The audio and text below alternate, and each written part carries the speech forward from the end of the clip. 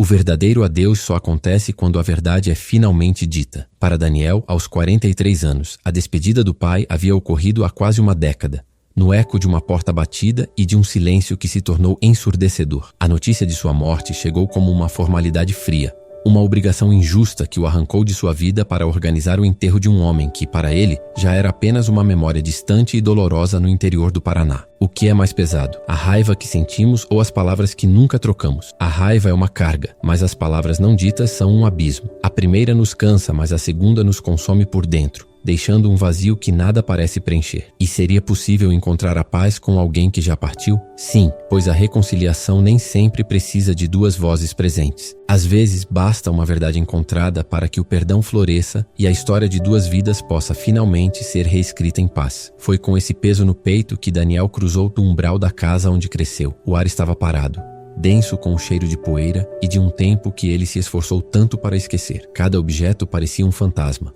cada rangido do assoalho uma acusação. Sua tarefa era simples e mecânica: encontrar os documentos para a funerária, resolver as burocracias e ir embora o mais rápido possível, antes que as paredes começassem a sussurrar lembranças. Foi no fundo de um armário antigo, no escritório do pai, atrás de velhas contas e certidões amareladas, que ele a encontrou. Uma simples caixa de sapatos, amarrada com um barbante puído, sem nenhuma identificação além do seu próprio nome, Daniel, rabiscado com a caligrafia trêmula e inconfundível que ele não via há anos.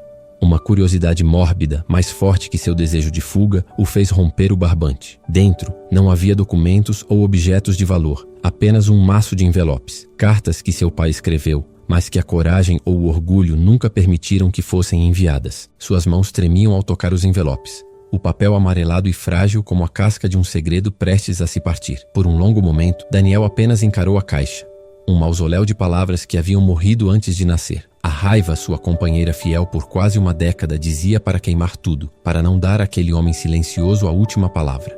Mas algo mais profundo, uma dor oca que ele carregava no peito, o impeliu a pegar o primeiro envelope. A data era de 9 anos atrás, poucas semanas depois da briga que os separou para sempre. Ele desdobrou a folha com um cuidado que não sabia possuir. A caligrafia ossuda, que ele antes via como fria e distante, agora parecia apenas cansada. Meu filho, começava a carta, e o simples tratamento fez o ar faltar nos pulmões de Daniel. Ele esperava acusações, justificativas, talvez até mais críticas veladas. O que encontrou foi a descrição de uma tarde que ele mal lembrava. Ele, com 6 anos, tentando aprender a andar de bicicleta sem rodinhas. Daniel recordava a frustração, os joelhos ralados, a raiva da bicicleta que teimava em cair. Mas o pai descrevia o orgulho em seus olhos, o medo silencioso que sentia cada vez que o via cambalear, e a alegria imensa que ele confessava não ter sabido demonstrar quando Daniel finalmente pedalou sozinho por 5 metros antes de cair novamente. Naquele dia eu não vi um filho teimoso, escreveu o pai. Eu vi um homem que não desistia, vi o melhor de mim em você e tive medo de não ser o pai que um homem assim merecia. Daniel deixou o papel cair em seu colo. Aquela voz não era a do homem severo cuja aprovação ele buscou incessantemente e nunca pareceu alcançar. Aquele não era o monstro silencioso que ele havia pintado em sua mente para justificar a própria distância. O ressentimento era uma armadura pesada, mas confortável em sua familiaridade. Aquela carta era já a primeira rachadura. Ele pegou outra e depois mais uma. As cartas não estavam em ordem cronológica. Eram fragmentos de uma consciência, pedaços de um diálogo que só existiu de um lado. Havia uma carta curta falando sobre a dificuldade de manter a oficina mecânica nos primeiros anos, um medo que ele nunca dividiu com a família. Havia outra, dolorosa, onde ele pedia desculpas por ter perdido a apresentação de teatro de Daniel na escola, não por esquecimento, mas porque um cliente importante ameaçou processá-lo, e ele passou a noite tentando consertar um erro. A cada página virada, o muro de amargura que Daniel construiu ao redor de seu coração desmoronava, tijolo por tijolo. Ele começou a enxergar não o pai que o abandonou no silêncio, mas um homem preso em sua própria incapacidade de se comunicar. Um homem que, como ele, usava o silêncio como um escudo. O vazio existencial que o acompanhava não era apenas pela ausência do pai, era pelo luto da relação que eles poderiam ter tido. E pela primeira vez, Daniel se perguntou sobre sua própria culpa. Quantas vezes ele havia interpretado o cansaço do pai como desinteresse? Quantas vezes seu próprio orgulho o impediu de dar o primeiro passo, de fazer a ligação que poderia ter mudado tudo? Ele, o filho, também havia escolhido o silêncio. Havia se tornado um espelho do homem que tanto criticava. A percepção o atingiu com a força de um soco. O perdão que ele precisava buscar não era apenas para o fantasma de seu pai, era para si mesmo, para o jovem que foi orgulhoso demais, para o homem que foi teimoso demais. Uma lágrima solitária e quente escorreu por seu rosto, caindo sobre uma carta que falava sobre a saudade que o pai sentia do som de sua risada pela casa. Naquele quarto empoeirado, rodeado pelas palavras que chegaram tarde demais, a jornada de Daniel começou. Não era mais sobre enterrar um pai. Era sobre desenterrar a si mesmo dos escombros de uma história mal contada e finalmente começar a perdoar. A noite desceu sobre a pequena cidade, mas Daniel não percebeu. A luz fraca do abajur do escritório era a única testemunha de sua vigília, lançando sombras longas que dançavam sobre as pilhas de envelopes espalhados pelo chão. A armadura de raiva havia se partido e agora vulnerável, ele sentia uma fome desesperada por mais. Ele não buscava mais justificativas para sua dor. Buscava o homem que nunca conheceu. Seus dedos, manchados de poeira, encontraram um envelope mais grosso que os outros, o papel de um tom levemente diferente. Dentro, junto com a carta, havia uma fotografia desbotada. A imagem mostrava seu pai, muito mais jovem, com uns 20 e poucos anos, o cabelo mais cheio e um sorriso que Daniel jamais vira em seu rosto. Ao seu lado, uma moça de olhos brilhantes e cabelos escuros sorria para ele, não para a câmera. Havia uma intimidade na foto, uma felicidade crua que o chocou. Esta era Helena, começava a carta, sem rodeios. Antes de sua mãe, antes da oficina, antes de tudo. Eu a amei de um jeito que achei que só existisse nos livros. Mas a vida no interior é dura e a família dela era rica.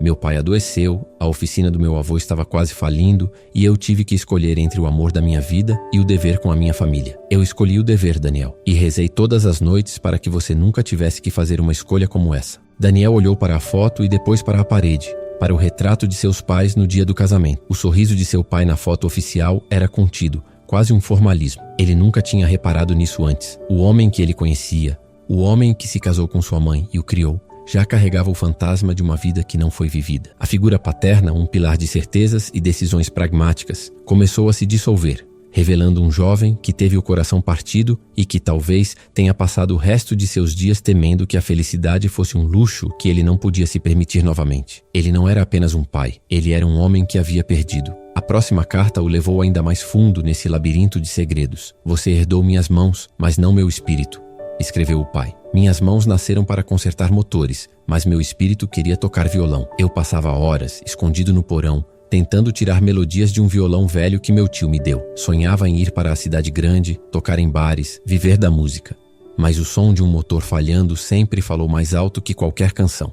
Junto à carta estava uma palheta de osso, gasta nas bordas. Daniel se lembrou das inúmeras vezes que seu pai criticou seu interesse por desenho, por literatura, chamando-os de perda de tempo. Não era desprezo, ele percebeu com uma clareza dolorosa. Era medo. Medo que seu filho sonhasse e se frustrasse como ele. A desaprovação que o feriu por tantos anos não era um ataque. Era um escudo mal construído, uma tentativa desajeitada de protegê-lo da mesma decepção que havia moldado a vida dele. A imagem do pai, antes um monólito de rigidez, agora se fragmentava em 1000 pedaços contraditórios. Um amante frustrado, um artista silenciado, um homem assombrado por seus próprios sacrifícios. Daniel encontrou uma série de cartas curtas, datadas de um período que ele lembrava como particularmente sombrio, quando seu pai parecia mais distante do que nunca. As cartas eram quase um registro contábil da alma. Falavam de um empréstimo bancário perigoso, da ameaça de perder a oficina, de noites em claro remendando motores de clientes apenas para poder pagar as contas do mês.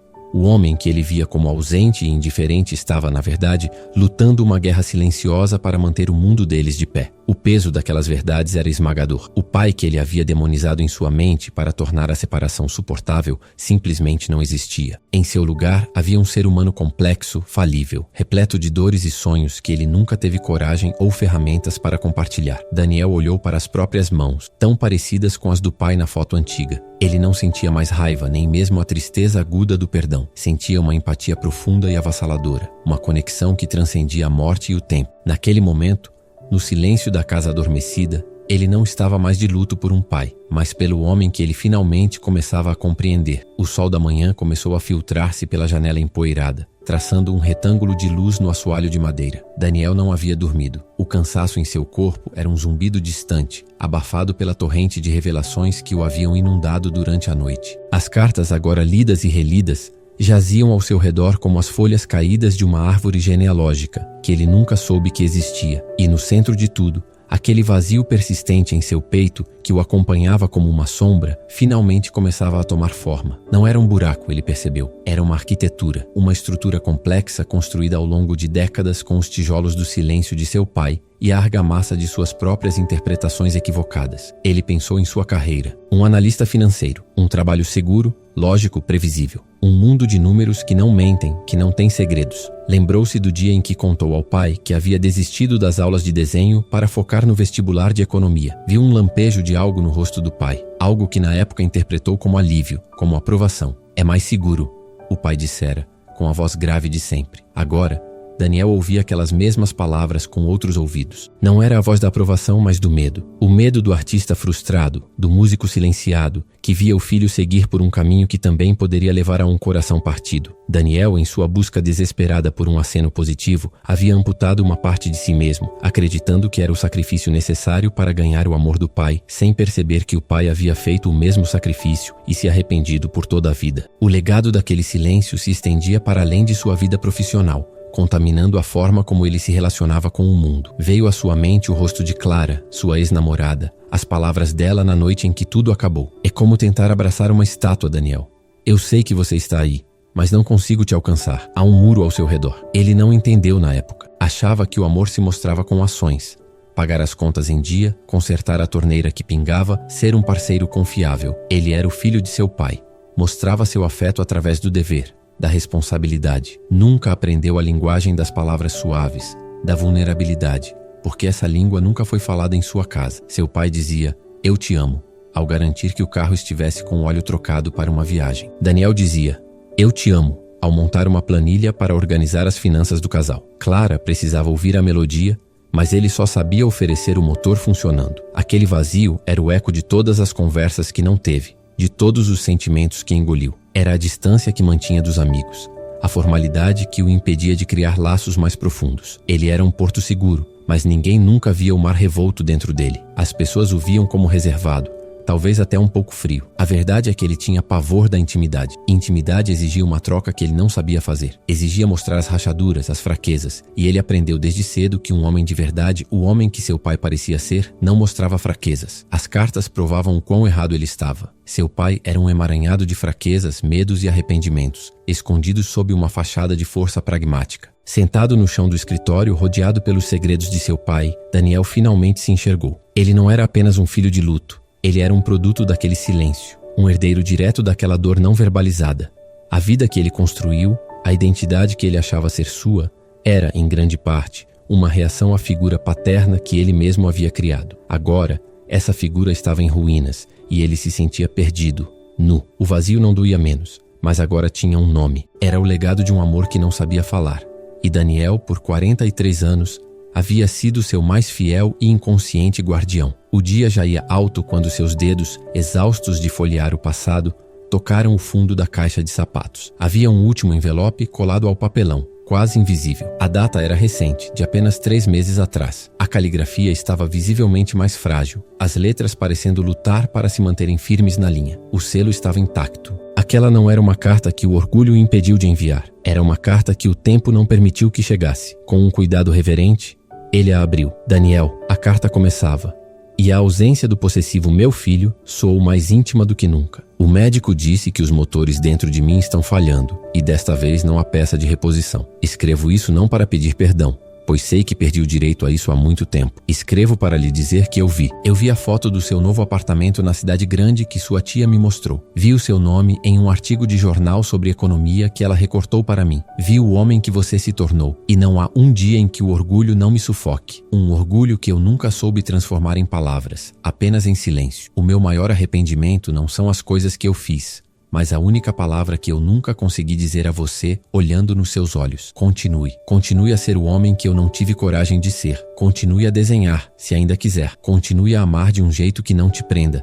Apenas continue. Isso será o suficiente para mim. As palavras flutuaram na luz poeirenta do escritório. Não havia segredos nem confissões do passado. Havia apenas um pai no fim de sua vida, dando ao filho a permissão que ele mesmo nunca se deu, a permissão para ser livre. As lágrimas que vieram agora não eram de tristeza ou de raiva, eram de libertação. A verdade não era uma faca que feria, mas a linha e a agulha que finalmente começavam a costurar as bordas daquela ferida antiga em seu peito. O coração que havia sido quebrado pela distância agora era remendado, ponto por ponto, pela compreensão. Deixando as cartas para trás, Daniel se levantou e caminhou quase que por instinto até a porta dos fundos que levava à velha oficina. O cheiro de graxa e metal era o mesmo, uma fragrância que ele sempre associou à distância e ao cansaço do pai. Hoje cheirava a sacrifício. Em um canto, coberto por um pano sujo, havia um volume estranho. Ele puxou o tecido e o ar lhe fugiu dos pulmões. Era um violão antigo, as cordas enferrujadas, o corpo de madeira riscado e gasto. Ao lado, sobre uma bancada, a palheta de osso que ele encontrou mais cedo se encaixaria perfeitamente nas marcas de uso. Ele passou os dedos pelas cordas, produzindo um som mudo e melancólico. Ali estava o sonho de seu pai,